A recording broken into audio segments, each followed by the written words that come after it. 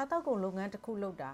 ပစ္စည်းကောင်းမှုအရေးကြီးပါတယ် packaging ကအရေးမကြီးပါဘူးဆိုတဲ့စကားကိုကျွန်မခဏခဏကြားဘူးပါတယ်တကယ်လို့မိတ်ဆွေကစားတောက်ကုန်လုပ်ငန်းလုပ်ကိုင်နေတဲ့သူသို့မဟုတ်တစ်ချိန်ချိန်မှာလုပ်မယ်လို့ရည်မှန်းထားတဲ့သူဆိုရင်အခုဗီဒီယိုမှာမိတ်ဆွေအတွက်အရေးကြီးတဲ့အချက်လက်တွေရရှိနိုင်ပါတယ်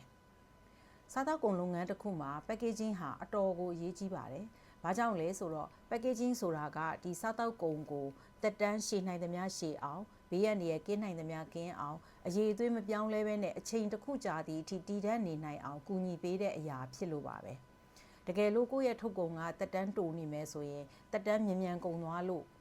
ဝေးထိမရောက်နိုင်တာခဏခဏပစ္စည်းတွေလဲပေးရတာဒီလိုခက်ခဲတွေကိုရှိနိုင်ပါတယ်ဒါကြောင့်မို့လို့ packaging ကိုရွေးချယ်တဲ့အခါကျရင်ထုတ်ကုန်ရဲ့တက်တန်းကြာခံဖို့အတွက်အကာအကွယ်အကောင်းဆုံးပေးနိုင်မဲ့ packaging ကိုရွေးချယ်သင့်ပါတယ်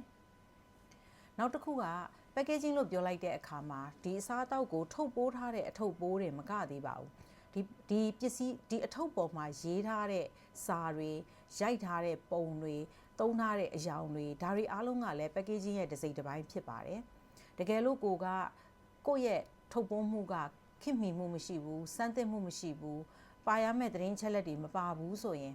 စင်မော်ကိုတင်ပြီးရောင်းခွင့်ရရင်တောင်မှစားသုံးသူကအခြားပစ္စည်းတွေနဲ့ရှင်ကြည့်ပြီးကိုယ့်ပစ္စည်းကိုမရွေးချယ်တာမျိုးတွေလည်းဖြစ်နိုင်ပါသေးတယ်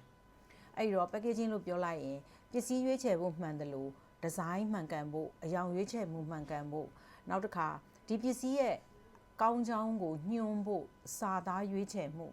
နောက်တရားဥပဒေနဲ့ညီညွတ်စွာထုတ်လုပ်ထားတယ်ဆိုတဲ့အကြောင်းကိုသေချာစေဖို့အတွက်သတင်းအချက်လက်ပြည့်စုံမှု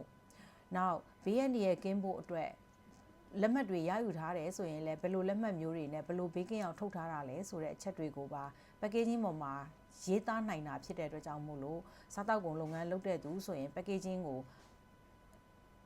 သေချာစွာရွေးချယ်စေချင်ပါတယ်အဆုံးထိရအောင်နားထောင်ပေးတဲ့အတွက်ကျေးဇူးတင်ပါတယ်နောက်ဗီဒီယိုတွေမှာဆုံကြအောင်မယ်နော်